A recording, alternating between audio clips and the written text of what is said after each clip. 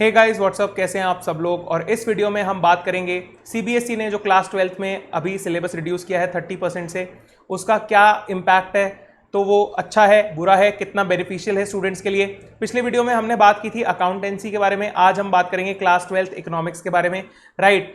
तो इसमें देखेंगे हम कि क्या इसका अच्छा इम्पैक्ट होगा, whether it is beneficial for students. ये वीडियो मैं हिंदी में रिकॉर्ड कर रहा हूँ एंड सेम वीडियो आपको इंग्लिश में भी मिल जाएगा।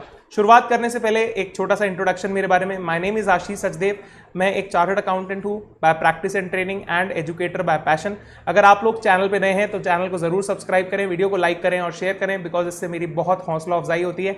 आपके कोई सजेशंस हैं और कोई कमेंट्स हैं तो आप, और कोई डाउट्स हैं तो वो आप नीचे कमेंट बॉक्स में हमसे पूछ सकते हैं, राइट। आप हमें फॉलो कर सकते हैं फेसबुक पे, टेलीग्राम पे हमारा चैनल है, उसमें भी आप हमसे जुड़ सकते हैं, और इंस्टाग्राम पर भी हमें फॉलो कर सकते हैं। इन सभी के लिंक्स आपको नीचे डिस्क्रिप्शन बॉक्स में मिल जाएंगे, राइट। नाउ अब हम देखते हैं क्लास 12 का सीबीएसई का इकोनॉमिक्स का सिलेबस किस तरीके से है। 3 पार्ट्स में सिलेबस को डिवाइड किया गया है, part A, part B and part C.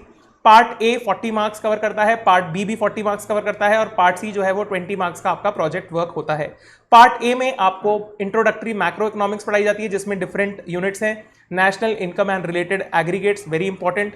Money and banking, अच्छा टॉपिक है, इंपॉर्टेंट है। Determination of income and employment, ये भी काफी बड़ा और इंपॉर्टेंट मतलब टेक्निकल टॉपिक है। इनमें से कुछ ज्यादा हटाया नहीं है, मनी एंड बैंकिंग वाले में से छोटा सा एक टॉपिक हटाया, वो मैं बता दूंगा आपको, कितना फायदा होगा वो भी बता दूंगा। Government budget and Indian economy, इसमें से भी कुछ हटाया नहीं है। बीओपी में से एक छोटा सा टॉपिक हटाया है, राइट। इंडियन इकोनॉमिक डेवलपमेंट में मल्टीपल चैप्टर्स हैं। यहाँ पे बेसिकली जो हमारा भारत है उसमें किस तरीके से इकोनॉमिक डेवलपमेंट ने पेस लिया आफ्टर इंडिपेंडेंस, वो सारी यहाँ पे बातें की गई हैं, डिफरेंट सेक्टर्स को डिस्कस किया गया है। ओके, डिफरेंट यूनिट्स हैं, मल्टीपल चैप्टर्स हैं। इसमें एक छोटा सा डिडक्शन किया है सीबीएसई ने, उसको भी हम देखेंगे in the further part of the video. Now let us look at what are the deletion that has been made by the CBSE.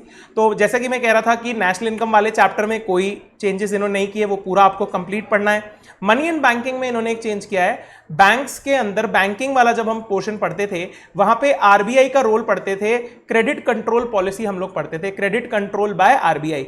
उसके डिफरेंट मेजर्स होते थे, टूल्स होते थे, किस तरीके से आरबीआई क्रेडिट को कंट्रोल करता है, वो अब हमें नहीं पढ़ना है और उससे जुड़ा हुआ एग्जाम में सवाल नहीं पूछा जाएगा। लेकिन मैं आपको एक बात बता दूं, बहुत ही ट्रिकी और बहुत ही ब्यूटीफुल बात है।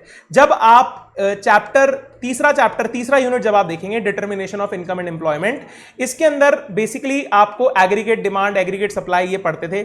यहां पे भी जो उनको कंट्रोल करने के मेजर्स हैं वो क्रेडिट पॉलिसी से जुड़े हुए कुछ मेजर्स होते हैं, तो वो सेम टॉपिक वहां पे कवर्ड है। तो अगर टेक्निकली बात करें, अगर कोई बच्चा वाकई में मतलब इसको देखेगा, आप सिलेबस को ढंग से देखेगा, तो यहाँ पे कुछ डिलीट हुआ ही नहीं है।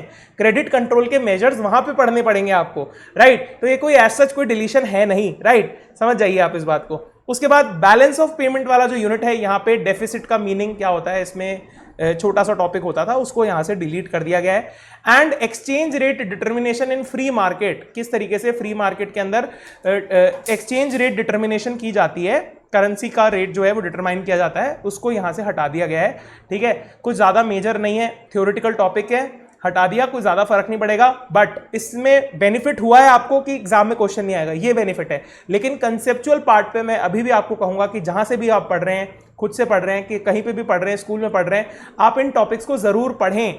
उसका रीजन है क्योंकि इन टॉपिक्स की कंसेप्चुअल क्लैरिटी आपको बहुत जरूरी है, और आपके जो जूनियर्स हैं वो भी इसे पढ़ेंगे क्योंकि ये वन टाइम मेजर है। आपके जो सीनियर्स हैं वो इसे ऑलरेडी पढ़ के गए हैं, आपके एग्जाम में नहीं पूछा जाएगा, लेकिन कंसेप्चुअल क्लैरिटी के लिए मैं तो आपको कहूंगा कि पूरा चैप्टर ही आप ढंग से पढ़ें, ठीक है। तो इंट्रोडक्टरी मैक्रो इकोनॉमिक्स में यहाँ पर इतने चेंजेस हमारे को सीबीएसई ने दिए हैं।